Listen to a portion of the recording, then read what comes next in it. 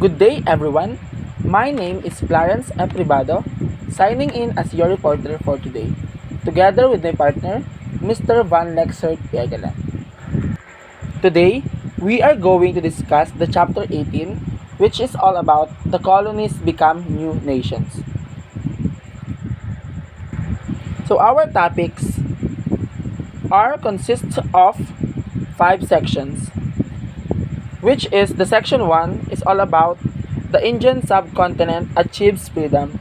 The section 2 is all about Southeast Asian nations gain independence. Section 3 is new nations in Africa.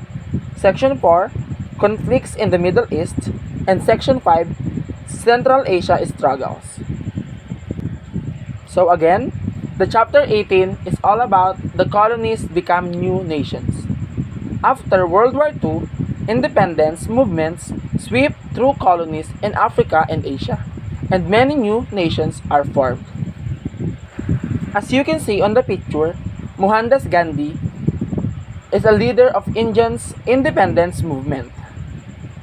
Now, let us proceed to the section 1, which is the Indian subcontinent achieves freedom. So new nations emerge from the British colony of India. Under is a movement toward independence. The British had ruled India for almost 2 centuries. Indian resistance to Britain, which had existed from the beginning, intensified in 1939 when Britain committed Indian armed forces to World War II without first consulting the colony's elected representatives.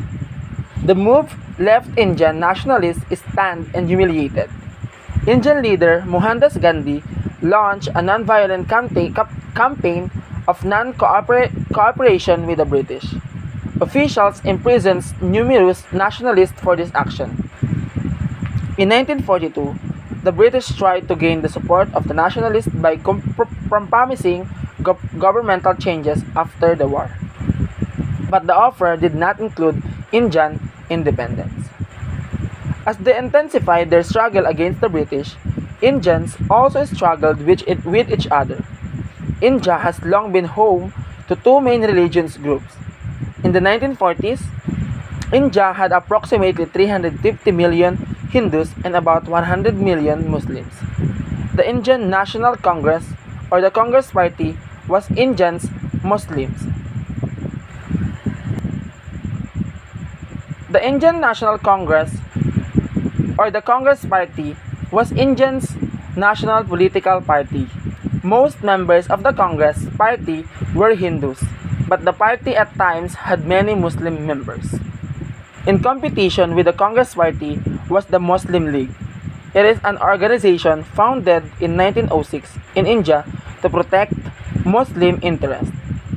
And members of the League felt that the mainly Hindu Congress Party looked out primarily for Hindu interests. The leader of the Muslim League, Muhammad Ali Jinnah, insisted that all Muslims resign from the Congress Party. The Muslim League stated that it would never accept Indian independence if it meant rule by the Hindu-dominated Congress Party. Jinnah stated that the only thing the Muslim has in common with the Hindu is his slavery to the British. As you can see, the picture shows Muhammad Ali Jinnah. Next is freedom brings turmoil, partition and bloodshed. In 1947, British adopt policy of partition. It is splitting India into 2 countries and grants independence to the both countries. India to be largely as Hindu, while Pakistan mostly as Muslim. Millions moved to resettle in the Hindu and Muslim lands, and 1 million die as Hindu-Muslim violence erupts. Indian independence movement leader Mohandas Gandhi assassinated by the assassin opposed Gandhi's support of Muslim rights. So when World War II ended, Britain found itself faced with enormous war debts. As a result, British leaders began to rethink the expense of maintaining and governing distant colonies. So partition and bloodshed.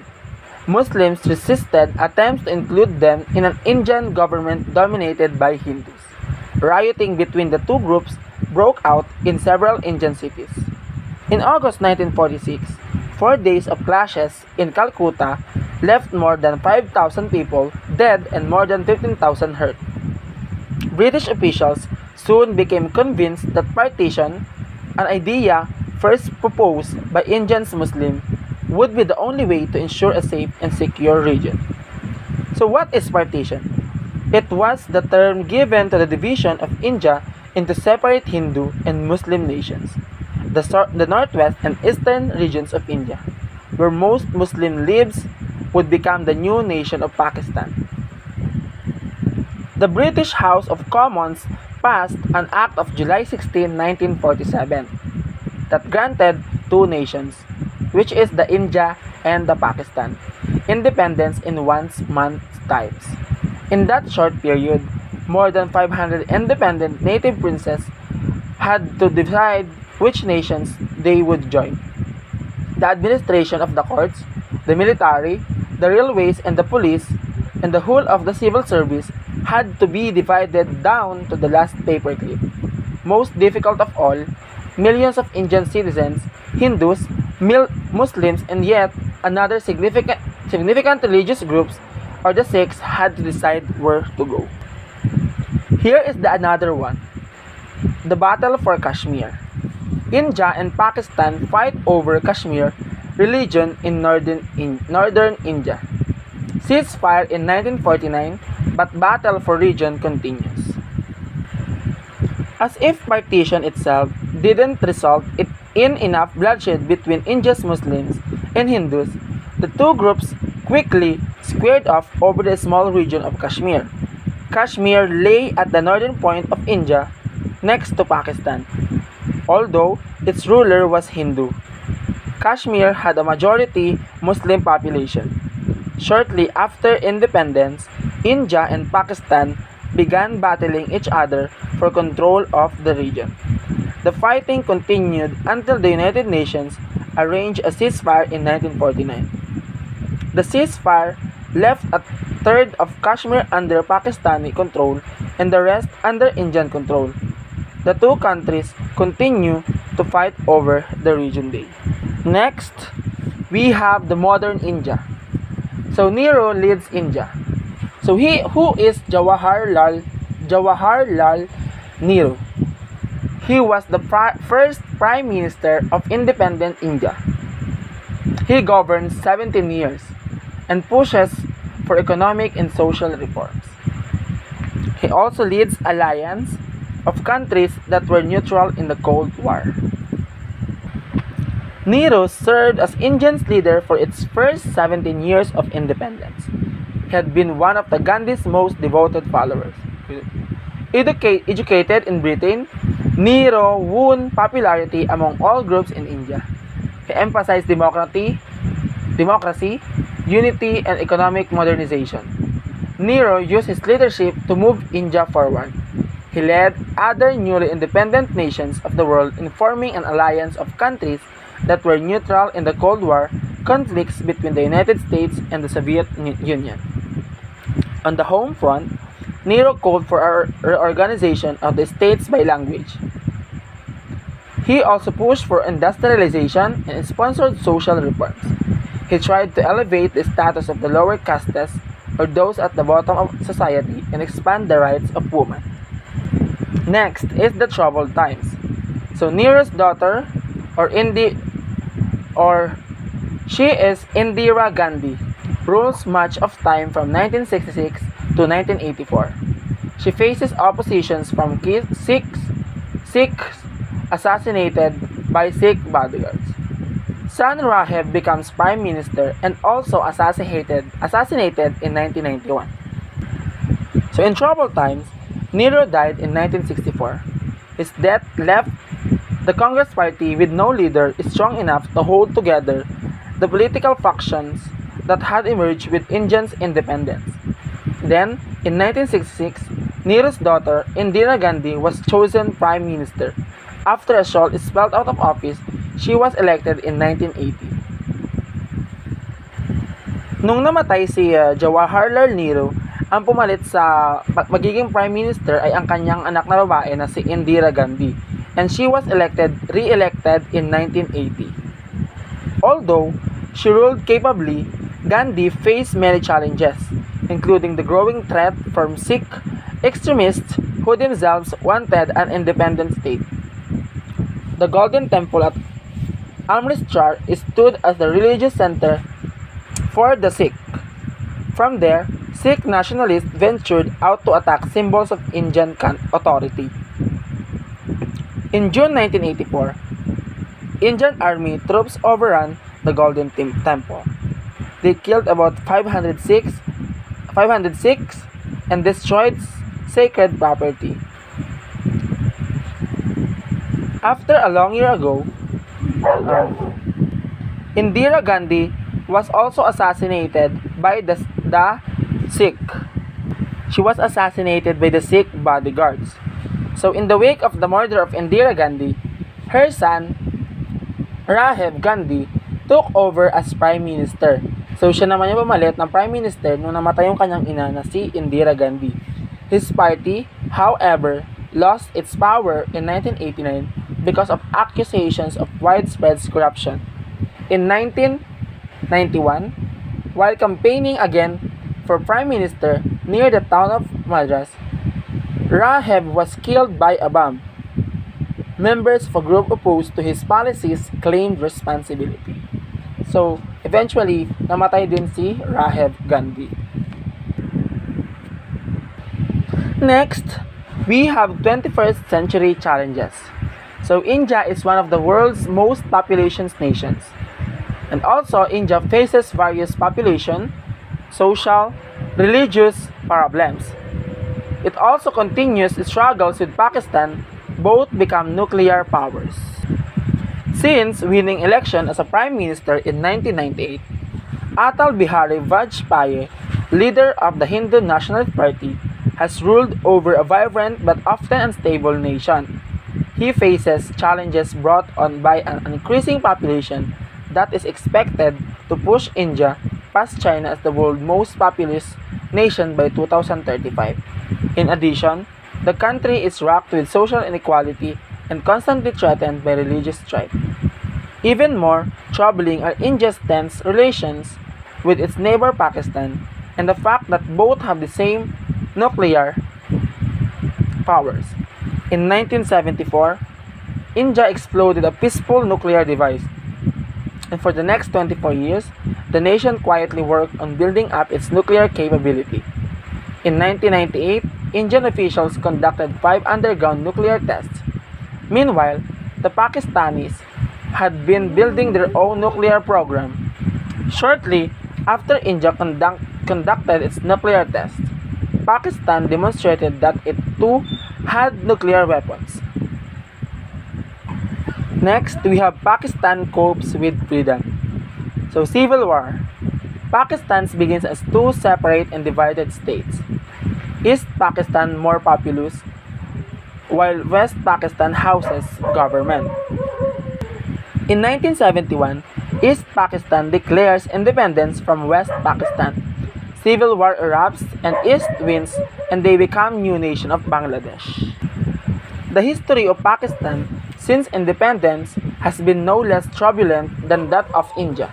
Pakistan actually began as 2 separate and divided states. East Pakistan and West Pakistan, and East Pakistan lay to the east of India, West Pakistan to the northwest. These regions were separated by more than 1,000 miles of Indian territory. In culture, language, history, geography, economics, and ethnic background, the 2 regions were very different. Only the Islamic religion united them. So from the beginning of civil war, the 2 regions of Pakistan experienced strained relations, while East Pakistan had a larger population, and it was often ignored by West Pakistan, home to the central government. In 1970, a giant cyclone and tidal wave struck East Pakistan and killed an estimated 266,000 residents. While international aid poured into Pakistan, the government in West Pakistan did not quickly transferred that aid to East Pakistan. Demonstrations broke out in East Pakistan, and protesters called for an end to all ties with Pakistan. On March 26, 1971, East Pakistan declared itself an independent nation called Bangladesh. A civil war followed between Bangladesh and Pakistan.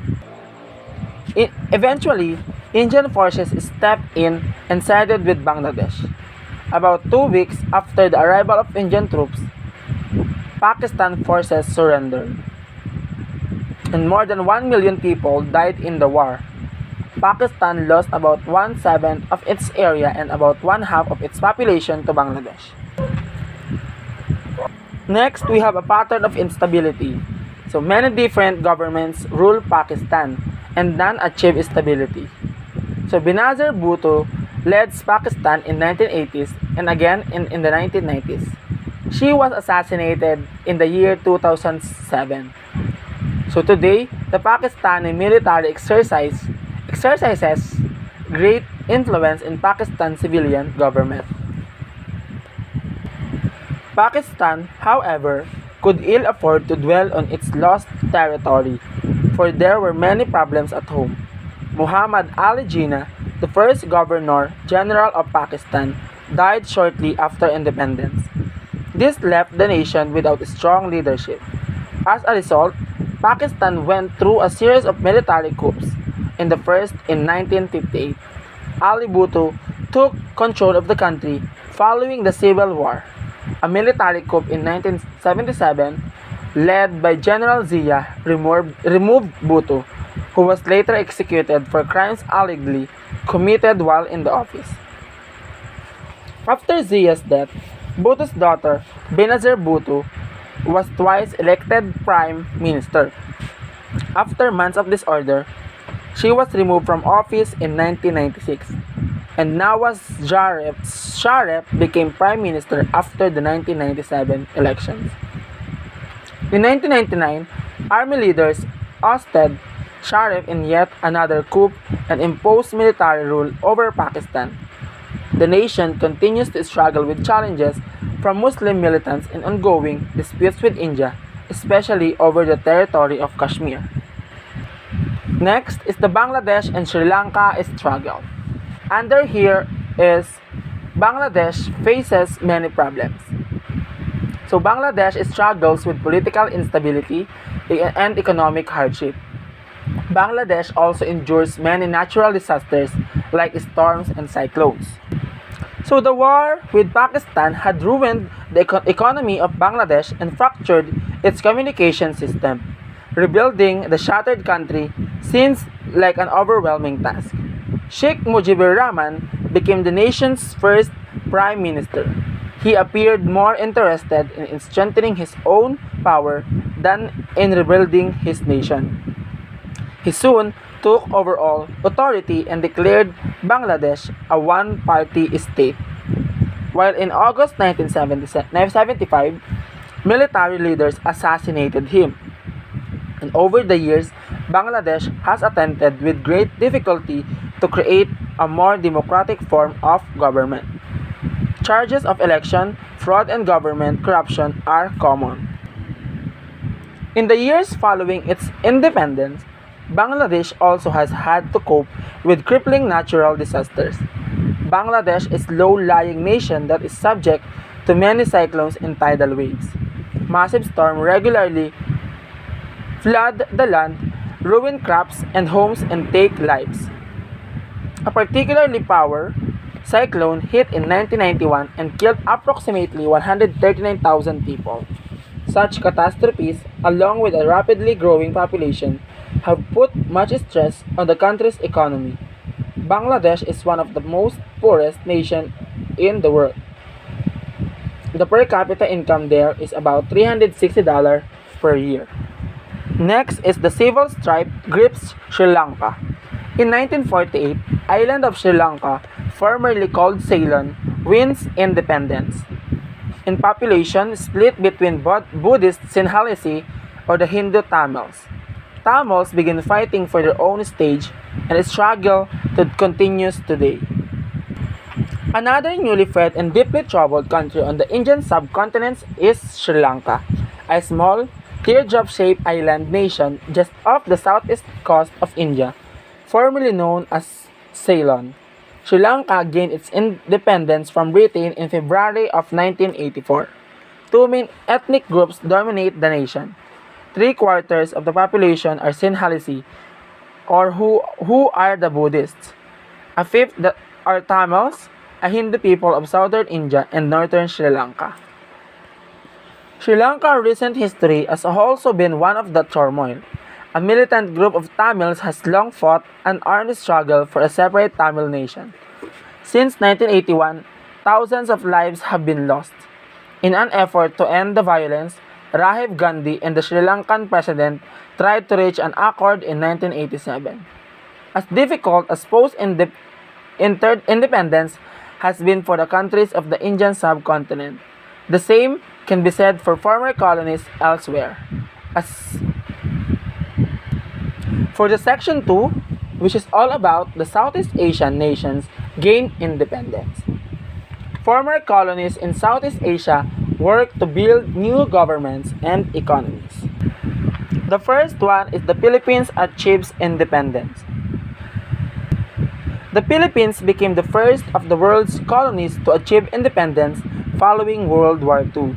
The United States granted the Philippines independence in 1946 on the anniversary of its own Declaration of Independence on the 4th of July. First, the United States and the Philippines. In 1946, the United States grants independence.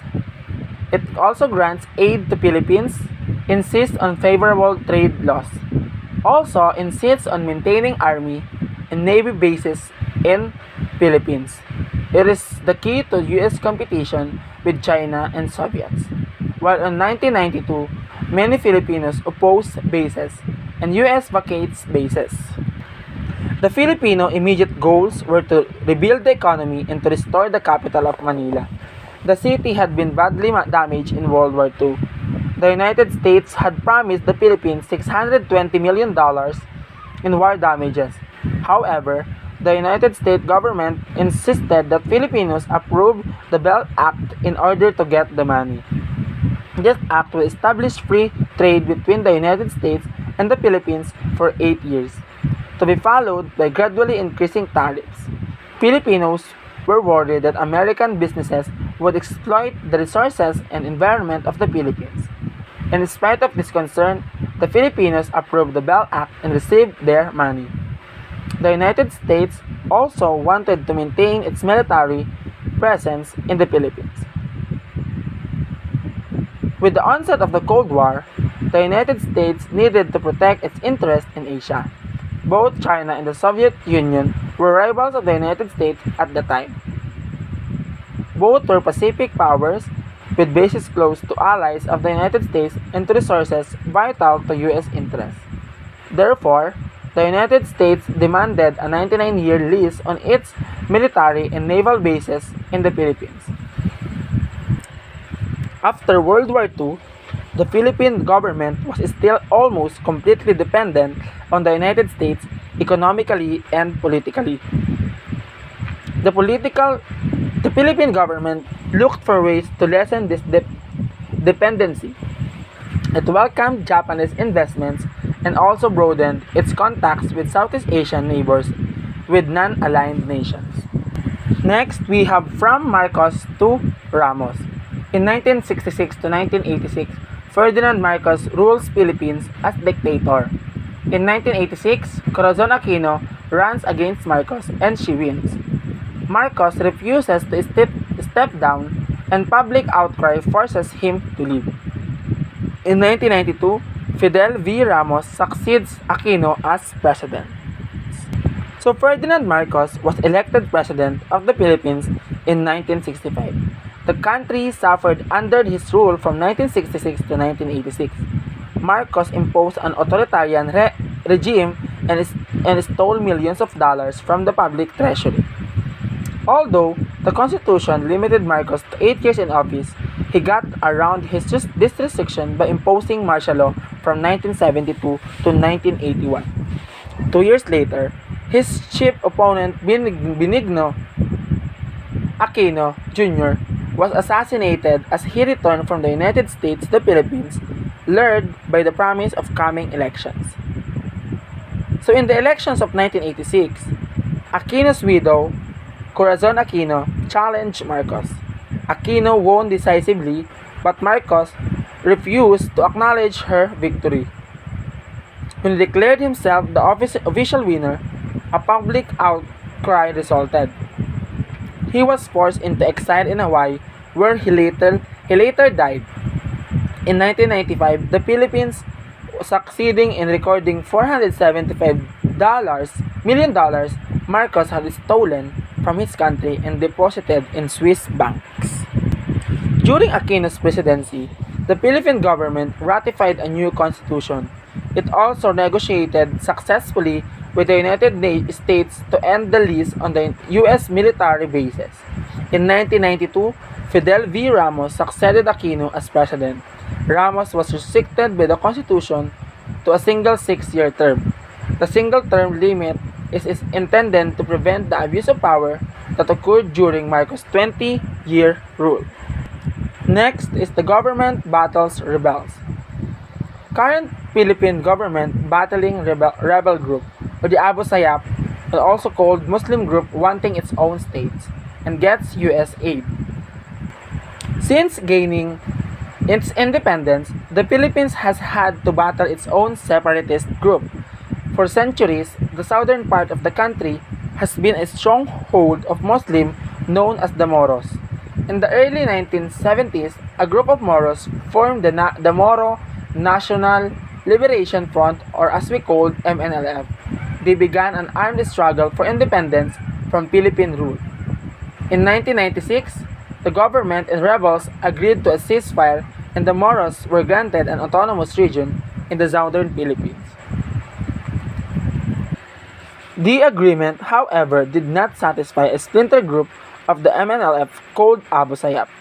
These rebels have continued fighting the government, often using terror tactics to try to achieve their goals.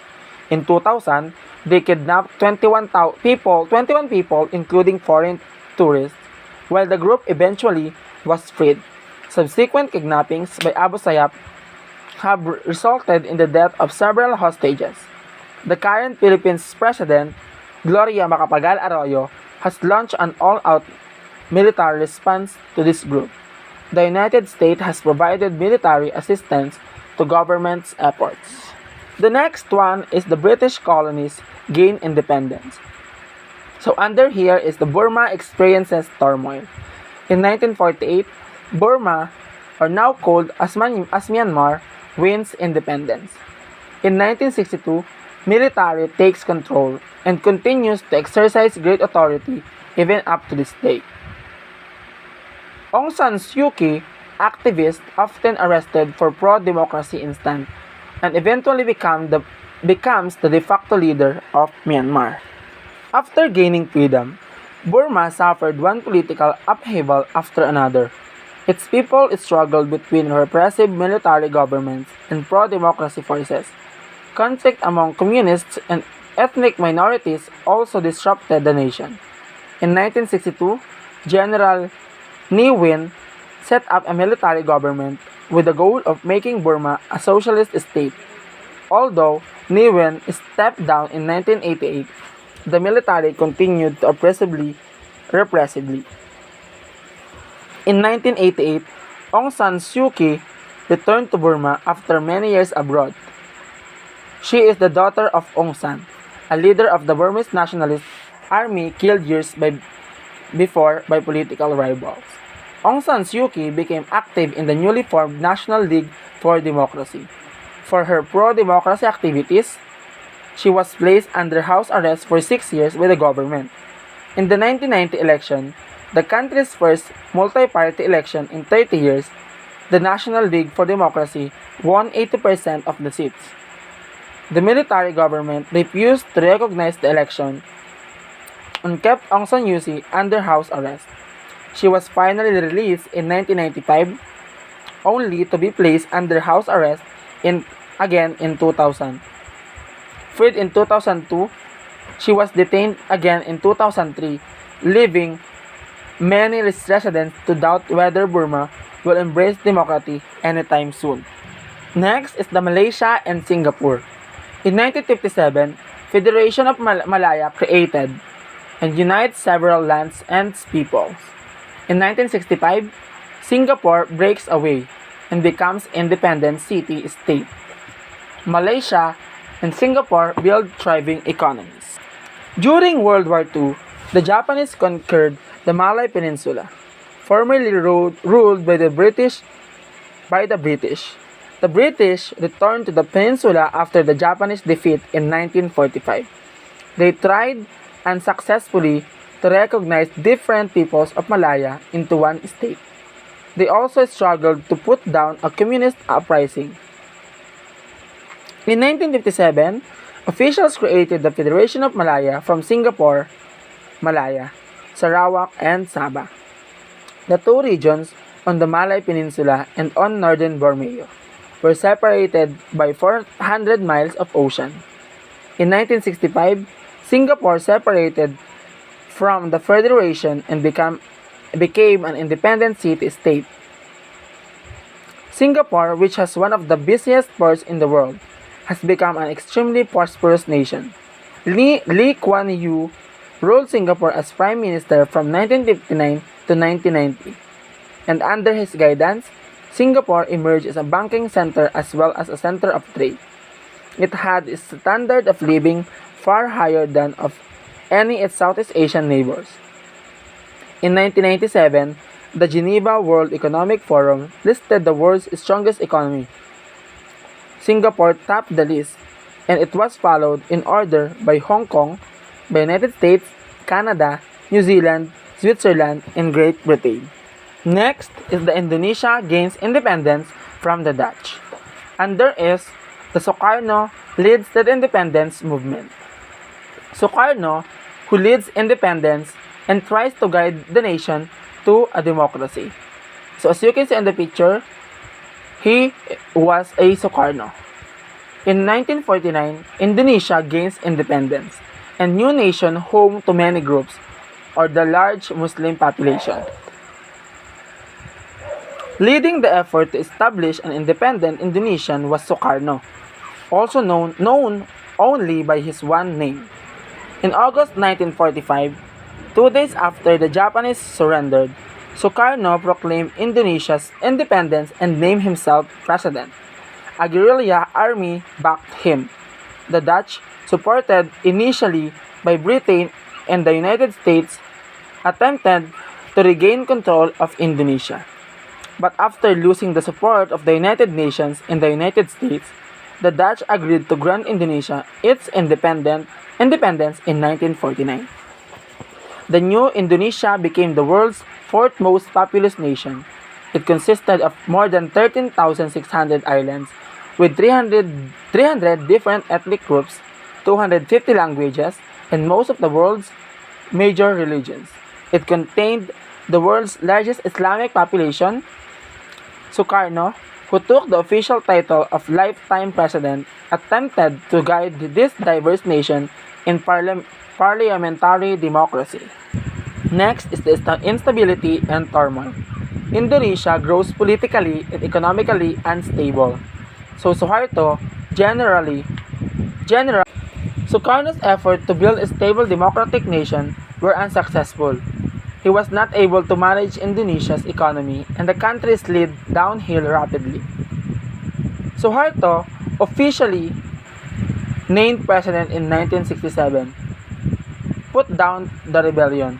He then seized power for himself and began a bloodbath in which 500,000 to 1 million Indonesians were killed.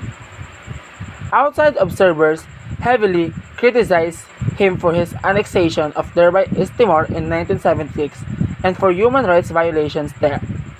Suharto's government also showed little tolerance for religious freedom. Bribery and corruption became commonplace. The economy improved under Suharto for a while, but from 1997 through 1998, the nation suffered one of the worst financial crises in its history. Growing unrest over both government repression and a clipping economic crisis prompted Suharto to step down in 1998. While turmoil continued to grip the country, it moved slowly toward democracy. The daughter of Sukarno, Megawati Sukarnoputri, was elected to the presidency in 2001. Sukarnoputri faces enormous challenges, including a still fragile economy, ethnic strife, security problems, and a government still hobbled by corruption. Next is East Timor wins independence. In 1970s, Suharto seizes nearby islands of East Timor, and Indonesian officials ruled the island harshly. In 1999, citizens of East Timor vote for independence. Pro-Indonesian forces use violence to stop freedom movement. United Nations forces eventually bring peace, and East Timor wins freedom in 2002. As Indonesia worked to overcome its numerous obstacles, it lost control of East Timor. Indonesian forces had ruled the land with brutal force since Suharto seized it in 1970s. The East Timorese, however, never stopped pushing to regain their freedom. Jose Ramos Horta, an East Timorese independence campaigner, won the 1996 Nobel Peace Prize, along with East Timor's Roman Catholic bishop, for his efforts to gain independence for the region without violence.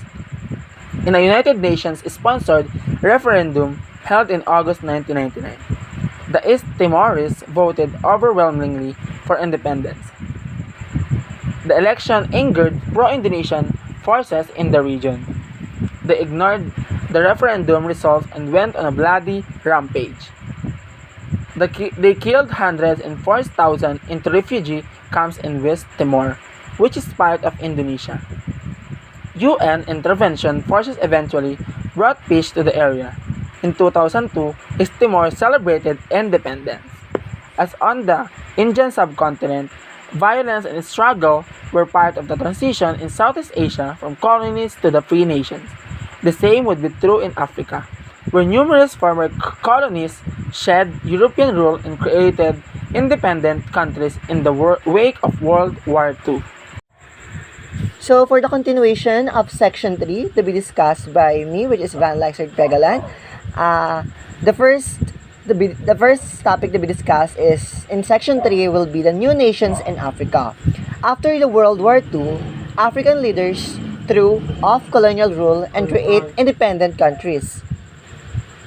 Throughout the first half of 20th century, Africa resembled little more than Europe outpost.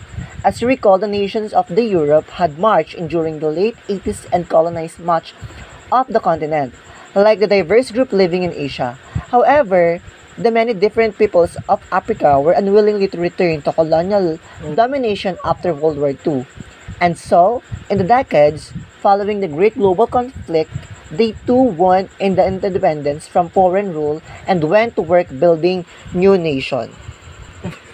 Achieving independence, growing unrest, negritude movement, pre-World War II celebration of African culture, war effort emboldens African, Europeans question colonial policy too. Colonies take different paths to freedom, some peaceful, some violent. Many African colonies become new nations in years after World War II. Most new African nations struggle to become stable and strong. Achieving independence. The African push for independence actually began in the decades before World War II. French-speaking Africans and West Indians began to express their growing sense of black consciousness and pride in traditional Africa. They formed the Negritude movement. So, ang Negritude movement is a movement to celebrate African culture, heritage, and values. When World War II erupted, African soldiers fought alongside Europeans to defend freedom. This experience made them unwilling to accept colonial domination when they returned home. The war had changed the thinking of Europeans too. Many began to question the cost as well as the morality of maintaining colonies abroad. These other factors helped African colonies gain their freedom through the 1950s and 1960s. No matter how they gained their freedom, however, most new African nations found the road to a strong and stable nation to be difficult. They had to deal with everything from creating a new government to establishing a post-colonial economy. Many new countries were also plagued by the great ethnic strife in colonizing Africa. The Europeans had created artificial borders that had little to do with the areas where ethnic groups actually live. While national borders separated people with similar cultures, they also enclosed traditional enemies who began fighting each other soon after the Europeans left. For many African nations, all of this led instability, violence, and an overall struggle to deal with their newly gained independence. Next is Ghana leads the way. The first independent nation. In 1957, British colony Gold Coast is first to gain independence. Kwame Nkrumah later asked Britain from Gold Coast. Nkrumah serves as the first president attempts to modernize country. His policies hurt economy. He is eventually ousted from power. In 1966, Army begins long rule. First free election held in 2000.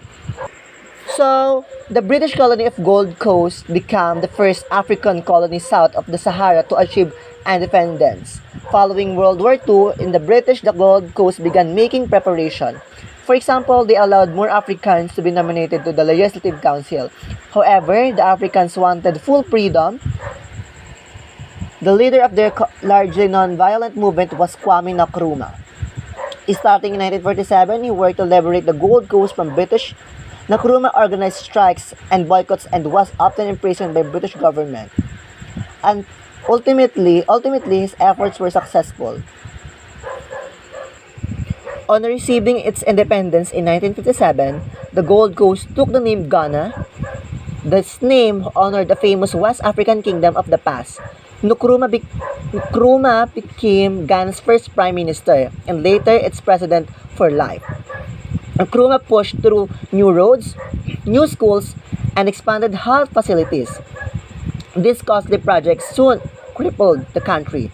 His programs for industrialization, health and welfare, and expanded education facilities showed good intention. However, the expensive programs undermined the economy and strengthened his position. Next is fighting for freedom. Kenya claims independence. Jomo Kenyatta, leader of Kenyan independence movement. So the leader of the Kenya for their independence is Jomo Kenyatta, and Mau Mau, secret society of Kenyans who fight against British rule. In 1963, Kenya wins independence. Kenyatta becomes president. Daniel Arap Moi follows Kenyatta, ruling harshly, corruptly. In 2002, Moi resigns. New party gains power through free elections. So in contrast to Ghana, nations such as Kenya and Algeria had to take up arms against the European rulers in order to ultimately win their freedom. Kenya claims independence. The British ruled Kenya and many British settlers resisted Kenyan independence, especially those who had taken over Frye's farmland in the northern highlands of the country. They were forced to accept African self-government as a result of two developments. One was the strong leadership of Kenyan nationalists, Jomo Kenyatta. The second was the rise of the group known the Mau Mau. This was a secret society made up of mostly of native Kenyan farmers forced out of the highlands of the British. So, using the guerrilla tactics, the Mau Mau sought to push the white farmers into leaving the highlands. Kenyatta claimed to have no connection to the Mau Mau. However, he refused to condemn the organization. As a result, the British imprisoned him for nearly a decade. By time the British granted Kenya independence in 1963, more than 10,000 Africans and 100 settlers had been killed. Kenyatta became president of the new nation. He worked hard to unite the country's various ethnic and language groups. Kenyatta died in 1978. His successor, Daniel Arap Moi, was less successful in governing the country. Moi faced increasing opposition to his one-party rule, adding to the nation's woes to corruption in Moi's government and ethnic conflicts that killed hundreds and left thousands homeless. Moi stepped down in 2002 and new party gained power all through free elections. Next, fighting for freedom. Algeria struggles with independence. In 1962, Algeria wins independence from France after armed struggle. Ben Bella was the first leader of Algeria, overthrown in 1965. Nation faces many problems, causes dissatisfaction among citizens. Spurs rise of Islamic fundamentalist group wins election in 1991. Government does not cede power, continual civil war. So the leader of FLN, Ben Bella, became the first president of the newly independent Algeria. He attempted to make Algeria a socialist state but was overthrown in 1965 by his army commander. From 1965 until 1988, Algerians tried unsuccessfully to modernize and industrialize the nation. Unemployment and dissatisfaction with the government contributed to the rise of religious fundamentalists who wanted to make Algeria an Islamic state. The chief Islamic party, the Islamic Salvation Front or FIS, won local parliament election in 1990 and in 1991. However, the ruling government and army refused to accept the election results. As a result, a civil war broke out between Islamic militants and the government. The war continues on and off to this day. So next, nagkaroon na ng civil war in Congo and Angola. So the reason why there's a civil war in Congo and Angola is because of the freedom that was Congo wins independence in Belgium. So army leader Mobutu Sese Seko rules during 1965 to 1997. Rule is repressive, corrupt, ousted by rebel forces. Rebel leaders takes control, rival groups continue to fight for power. So, civil war also plagued the new nations of Congo and Angola. Congo's problem lay in its corrupt dictatorship and hostile ethnic group. Meanwhile, Angola, these faculties stemmed from intense political differences. Freedom and turmoil for Congo of all European possessions in Africa. One of the most exploited was the Belgian Congo. Belgium had ruthlessly plundered the colonies' rich resources of rubber and copper. In addition, Belgian officials ruled with harsh hand and provided the population with no social services. They also had made no attempt to prepare the people for independence. Not surprisingly, Belgium's granting of independence in 1960 to the Congo. So after the years of civil war, an army officer, Colonel Joseph Mobutu, later known as Mobutu Sese Seko, seized power in 1965. For 32 years, Mobutu ruled the country that he renamed Zaire. He named control through combination of forces, one-party rule, and he gave supporters. Mobutu successfully withstood several armed rebellions. He has finally overthrown 1997 by rebel leader Laurent Kabila after months of civil war. Shortly thereafter, the country was renamed the Democratic Republic of Congo. So, civil war in Congo and Angola. War tears at Angola. 1975, Angolans fight for wins, independence from Portugal. Two rival groups battle for fouls. Civil war finally ends in 2002. So, war tears at Angola. To the southeast of Congo lies Angola, a country that not only had a fight to gain its freedom but to hold itself together after independence. The Portuguese had long ruled Angola, had no desire to stop. When an independence movement broke out in the colony, Portugal sent 5,000 troops. The cost of the conflict amounted at almost half of Portugal's nation's budget. The heavy coast fighting as well as growing opposition at home to the war prompted the Portuguese withdraw from Angola in 1975. Almost immediately, the communist-leaning MPLA, Popular Movement for the Liberation of Angola, declared itself a new nation's rightful government. This led to a prolonged civil war as various rebel groups fought the government and each other for power. Each group received help from outside sources. The MPLA was assisted by some 50,000 Cuban troops and by the Soviet Union. The major opposition to the MPLA was UNITA or UNITA, National Union for the Total Independence of Angola, to which South Africa and the United States lent support. For decades, the two sides agreed to and then abandoned various ceasefire agreements. In 2002, the warring sides agreed to peace accord and the long civil war came to an end. As the colonies of Africa worked to become stable nations, the new nations of Israel was emerging in the Middle East. So let's now move on to the next section, which is the section 4, conflicts in the Middle East.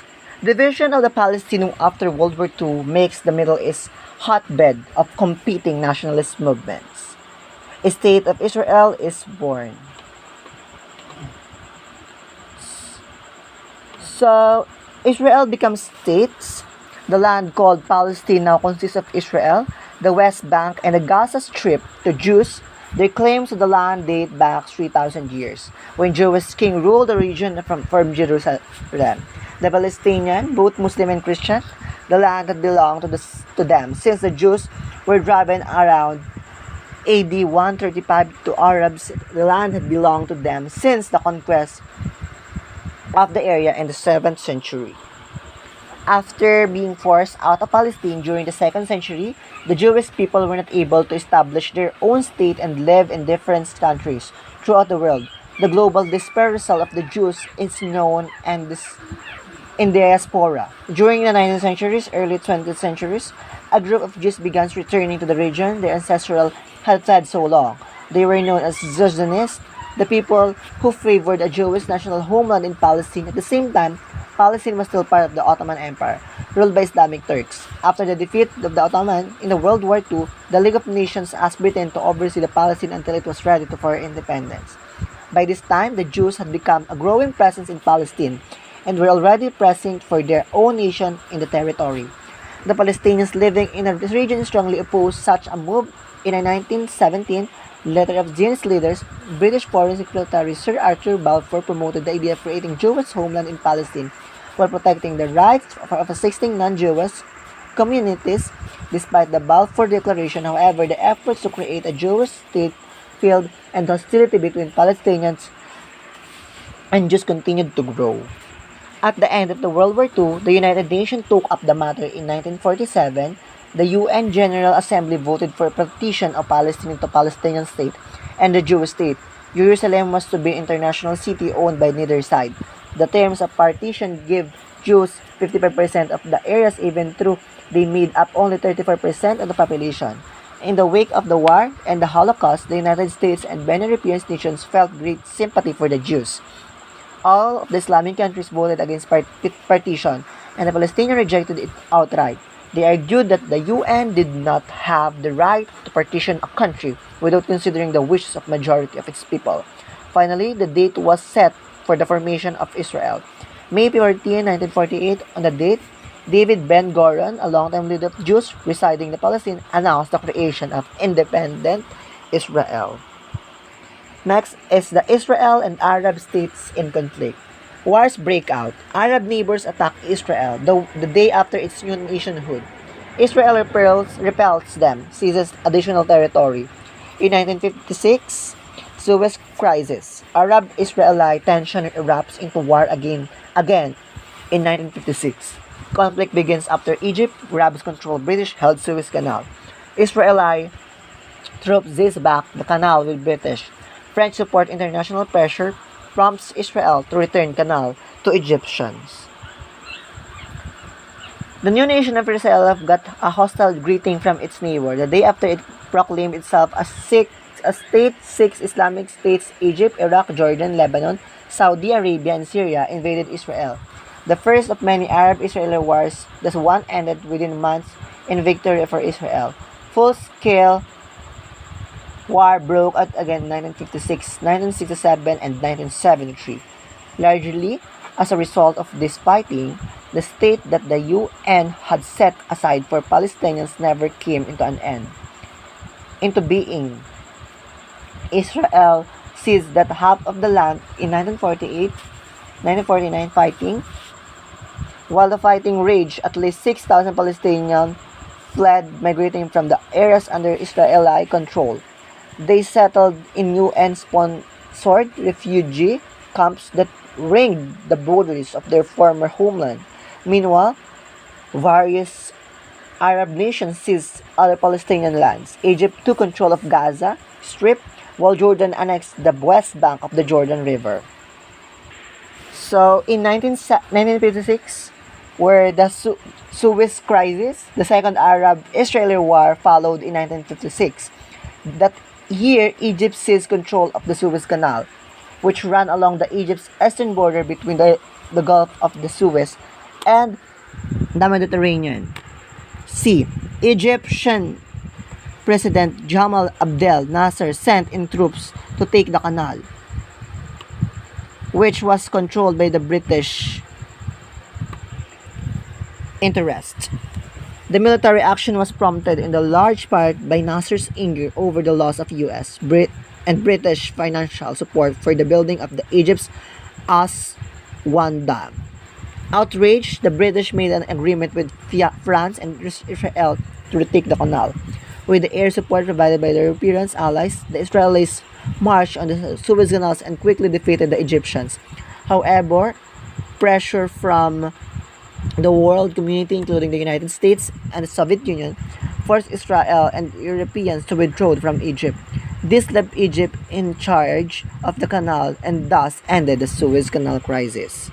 So, Arab-Israeli wars continue. In 1967, Israel defeats Arab countries in 6 days war, gains key land, Jerusalem, Sinai Peninsula, Golan Heights, and West Bank. And in 1973, Egyptian leader Anwar Sadat launches Arab attack on Israel.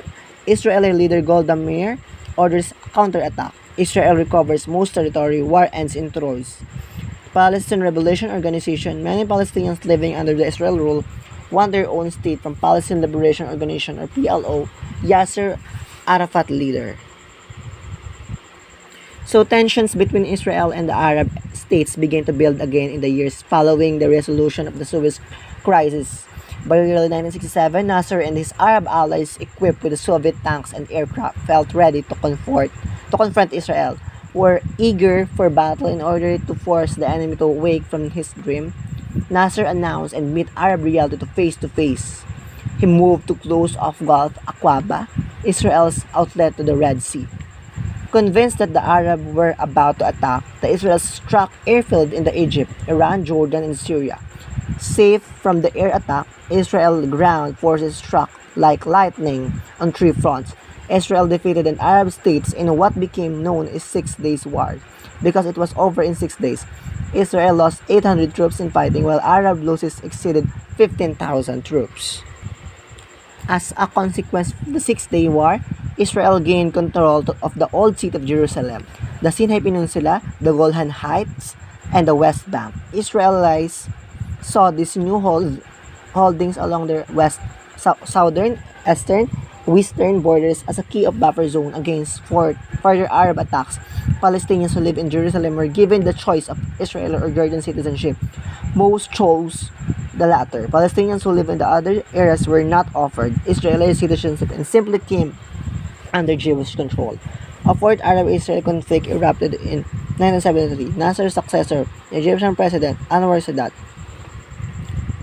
planned a joint Arab attack at the date of Yom Kippur, the holiest of Jewish holidays. This time, the Israelis were caught by surprise. Arab forces inflicted heavy casualties and recaptured some of the territory lost in 1967. The Israelis, under the Prime Minister Golda Meir, launched the counterattack and regained most of the lost territory. But so both sides agreed to truce after several weeks of fighting, and Yom Kippur came to an end. So the Palestine Liberation Organization, as Israel and its Arab neighbors battled each other, the Palestinians struggled for recognition. While the United Nations had granted the Palestinians their own homeland, the Israelis had seized much of the land, including the West Bank and the Gaza Strip. During its various wars, Israel insisted that such a move was vital to its national security. In 1964, Palestinian officials formed the Palestine Liberation Organization, or PLO, to push for the formation of the Palestinian state. Originally, the PLO was an umbrella organization made up of different groups: laborers, teachers, lawyers, and guerrilla fighters. Soon, guerrilla groups came to dominate the organization and insisted that the only way to achieve the goal was through armed struggle. In year 1969, Yasser Arafat became chairman of the PLO. Through in 1960s and 1970s, the group carried a numerous attacks against Israel. Some Israel's Arab neighbors supported the organization's goals by allowing the PLO to operate from the lands. So at peace. Sadat moves for peace. 1979, Egypt-Israel signed Camp David Accords peace agreement. Egypt recognizes Israel's state. Israel returns Sinai region to Egypt. Many Arab countries angry at Egypt extremists assassinate Sadat. Israeli-Palestinian tension increases. PLA continues armed struggle for own state during 1970s and 1980s. In 1987, Palestinians launched Intifada, uprising against Israeli rule, included boycotts, demonstrations, attack on army. In November 1977, just 4 years after the Yom Kippur War, Anwar Sadat stunned the world by extending a hand to Israel. No Arab country up to this point had recognized the Israel right to exist in dramatic gesture. Sadat went before the Knesset, the Israel parliament, and invited his one-time enemies to join him in the quest for peace. Sadat emphasized that the exchange for peace Israel would have recognized the rights of Palestinians. Furthermore, it would have to withdraw from territory seized in 1967 from Egypt, Jordan, and Syria. U.S. President Jimmy Carter recognized that Sadat had created a historic opportunity for peace. In 1978, Carter invited Sadat and the Israeli Prime Minister Menachem Begin to Camp David, the presidential retreat in rural Maryland, isolated from the press and from domestic political pressures. Sadat and Begin worked to reach an agreement. After 13 years of negotiations, Carter triumphantly announced that Egypt recognized Israel as a legitimate state. In exchange, Israel agreed to return Sinai Peninsula to Egypt, signed in 1979. The Camp David Accords ended 30 years of hostilities between Egypt and Israel and became the first signed agreement between Israel and an Arab country. So while world leaders praised Sadat, his peace initiative enraged many Arab countries. In 1981, a group Muslim extremists assassinated him. However, Egypt's new leader, Nemu Bakhuk, has worked to maintain peace with Israel. So Israeli-Palestinian tension increased. One Arab group that continued to clash with Israel was the Palestinians, a large number of whom live in the West Bank of Gaza Strip, lands occupied by Israel. During the 1970s and 1980s, the military wing of the PLO intensified its armed struggle against Israel. Israel responded forcefully, bombing suspected rebel bases in Palestine town in 1982. The Israeli army went as far as invading the neighboring country of Lebanon in an attempt to destroy Palestinian strongholds. The Israelis soon became involved in Lebanon's civil war and were forced to withdraw. In 1987, Palestinians began to express their frustration in a widespread campaign of civil disobedience called the Intifada, or uprising. The Intifada took the form of boycotts, demonstrations, attacks on Israeli soldiers, and drug robbing by unarmed teenagers. The Intifada continued in the 1990s, with little progress made toward solution. However, the civil disobedience affected world opinion, which in turn put pressure on Israel to seek negotiations with the Palestinians. Finally, in October 1991, Israel and Palestinian delegates met for a series of peace talks. So, effort at peace part 2. So, the Oslo Peace Accords. Secret talks result Oslo Peace Accords in 1993. Israeli Prime Minister Yitzhak Rabin called for Palestinian self-rule. Self-rule began in West Bank town of Jericho. Rabin is assassinated by Jewish opponent of Palestinian self-rule. Peace plan stalls. So, the Oslo Peace Accords negotiations between the two sides made little progress as the status of the Palestinian territories occupied by Israel proved to be bitterly divisive issue. In 1993, however, secret talks held in Oslo, Norway produced a surprise agreement, a document called Declaration of Principles, also known as the Oslo Peace Accords. Israel, under the leadership of Prime Minister Yitzhak Rabin, agreed to grant the Palestinian self-rule in the Gaza Strip and the West Bank, beginning with the town of Jericho. Rabin and Arafat signed the agreement of September 1993.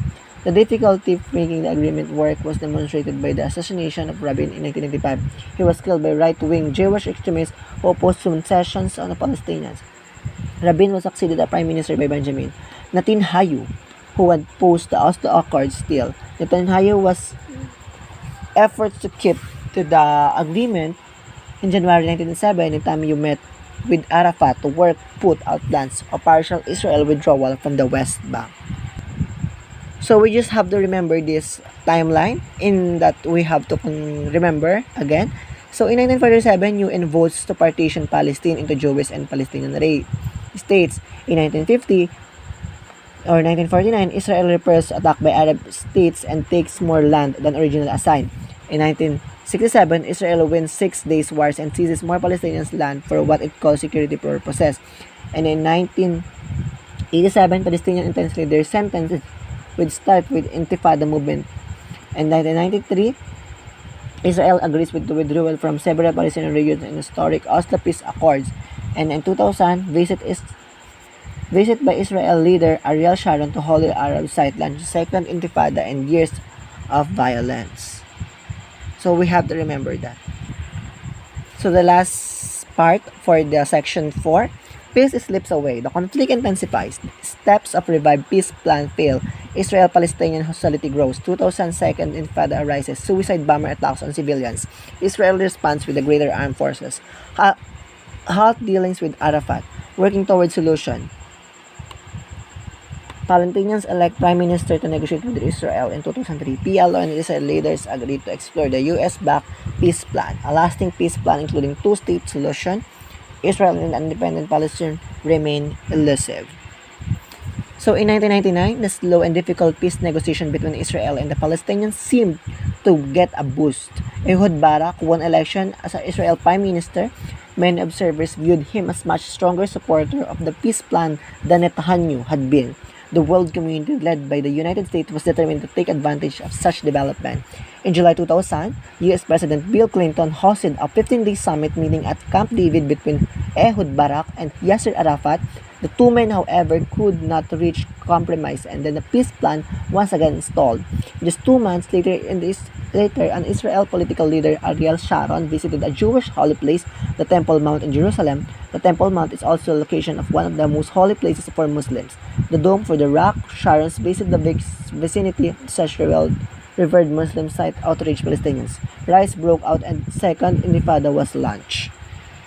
So the conflict intensifies. The second Intifada began much like the first with demonstration, attacks on Israel soldiers, and rock throwing by unarmed teenagers. But this time, the Palestinian militant groups began using a new weapon, suicide bombers.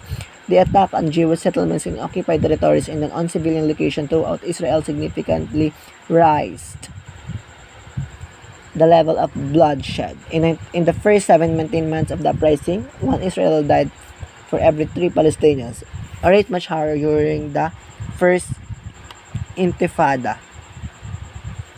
In the response of the uprising, Israel forces moved into Palestinian refugee camps and clamped down on militants, took destroy buildings in which they surprised the extremists were hiding the bulldozed entire areas in Palestinian towns and camps. The Israeli army bombed Arafat's headquarters, trapping him inside its compound for many days. In the recent years, peace between these two bitter enemies has seemed farther away than ever. In 2000, Ariel Sharon was elected the Israeli Prime Minister. A former military leader, Sharon refused to negotiate with the Palestinians until attacks on Israel stopped. Meanwhile, relations between Yasser Arafat and Israel leaders grew so strained that Israel officials declared no longer would meet the long leader of PLO. So working towards a solution, despite all these peace efforts continue, under intense pressure from the world community, Arafat agreed to take a less prominent role in peace talks with Israel. In early 2003, Palestinian leaders appointed their first ever Prime Minister, high-ranking PLO official Mahmoud Abbas. In his new position, Abbas became the main negotiator for the Palestinian side. Shortly afterward, U.S. President George W. Bush brought together Sharon and Abbas to begin working on a new peace plan known as the Roadmap. The two men appeared committed to reaching an agreement. Abbas declared, "Our goal is 2 states, Israel and Palestine, living side by side on the pace of security." Meanwhile, Sharon expressed his desire to see Palestinians govern themselves in their own state. To be sure, many divisive issues remain between the two groups, with the leaders from the both sides willing to work together. However, hope remains that harmony will one day come to this region. So now let's move to the last section, which is the Central Asia struggles. Lands controlled by or influenced by the Soviet Union struggles with the challenges by establishing new nation. So freedom brings new challenges. New countries emerge. 1991, USSR collapses. 15 new nations emerge. Among them are the nations of Central Asia, divided into two nations group. Transactions republics. Countries of Armenia, Azerbaijan, and Georgia. Central Asian republics, 5 countries east of Caspian Sea.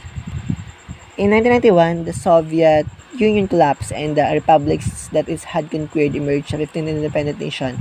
Among them, there were those that had made a Soviet Empire southern borders. Geographers often group these two nations into two geographic areas. The Armenia, Azerbaijan, and Georgia make up the Transcaucasus republics. These three nations lie in the Caucasus Mountains between the Black and the Caspian Seas. East of the Caspian Seas and extending to the Titan Shan Pamir Mountains lie the 5 nations known as the Central Asian Republic. They are Uzbekistan, Turkmenistan, Tajikistan, Kazakhstan, and Kyrgyzstan. Afghanistan and the world. Struggle for freedom. Afghanistan sits below Central Asia, largely poor and rural land. 1999 gains During 1999 gains independence, attempts to create democracy fail. So, Afghanistan struggle for freedom. Afghanistan has endured a long history of struggle. During the 80s, both Russia and Britain competed for control of its land. Russia wanted access of the Indian Ocean through Afghanistan, while Britain wanted the control of the land in order to protect the northern borders of its Indian Empire. Britain fought 3 separate wars with the Afghans before eventually leaving in 1919. That year, Afghanistan declared itself an independent nation and established a monarchy. The government implemented the various reforms and tried to modernize the country. In 1964, the country devised constitution and sought to establish a more democratic style of government. However, officials could not agree on reform program, and most people showed little interest in efforts to transform a government. As a result, the democratic system failed to develop. Afghanistan and the world. Pushing back to the Soviets, in 1978, communist group with ties to the Soviet Union takes control. Rebel forces form Mujahideen, holy warriors to fight communist rule. In 1979, Soviet invade Afghanistan, seek to make apart it from empire. US-backed rebels fight well, eventually force Soviets to leave. So, not pushing back the Soviet, nonetheless, Afghanistan had grown stable enough to establish good relations with many Western European nations and to hold into own world stage. When the Cold War conflict between the United States and the Soviet Union broke out, Afghanistan chose to remain neutral. However, over the years, it received aid from both of the opposing superpowers, situated so close to Soviet Union. However, Afghanistan could not hold out against forced communism forever. In 1973, military leaders overthrew government. 5 years later, in 1978, a rival group with strong ties to the Soviet Union seized control of the country. Much of the population opposed the group and its strong association with communism. Many Afghanistans felt that communist policies conflicted with the teaching of Islam. So, the opposition forces banded together to form a group known as Mujahideen, our holy warriors. These rebels took up arms and fought fiercely against the Soviet-supported government. The rebellion soon prompted the Soviet Union to step in. In 1979 and 1980, Soviet troops rolled in Afghanistan to conquer the country and add to their communist empire. With the Soviet superior military force and advanced weaponry, the war had all makings a quick two-side affair, but the Afghan rebels used